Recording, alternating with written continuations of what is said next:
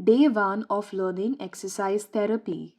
The SOMI brace is the sterno-occipital mandibular immobilization, the primary area of the residual limb used for weight bearing in a transtibial prosthesis is the patella tendon. A therapist modifies a wheelchair to allow the rear wheels to be moved backwards by approximately 2 inches. This type of modification will be most beneficial to a patient with flaccid hemiplegia. The Cockap splint is used in the management of radial nerve palsy. The von Rosen splint is used in CDH, that is congenital dislocation of the hip. Milwaukee brace is used in scoliosis. For a patient having foot drop, the orthosis recommended is AFO, that is ankle foot orthosis. Toe raising spring is indicated in case of foot drop.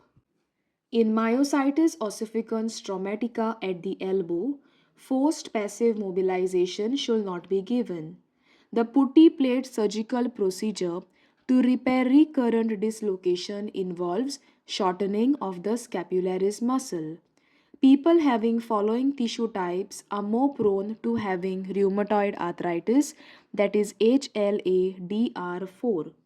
In Tillips equinovarus, the foot is in plantar flexion and inversion.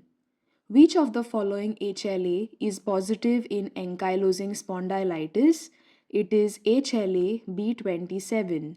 Which of the following is true for carpal compression syndrome?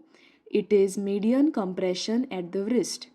Bilateral symmetrical pseudofractures are seen most commonly in osteomalacia. The complete disappearance of shadow of the lesser trochanter in the antero-posterior view of the X-ray indicates posterior dislocation of the hip. An old epileptic patient presented with a complaint of pain in both the temporal regions and inability to close her mouth after episode of fits. The patient had similar problem 3 times in the past. Most probable diagnosis of the above case is dislocation of the TMJ joint.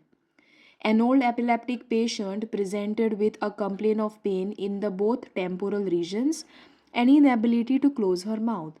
After an episode of fit, the patient had similar problem 3 times in the past. Which of the following will be confirmatory for definitive diagnosis is X-ray and CT scan.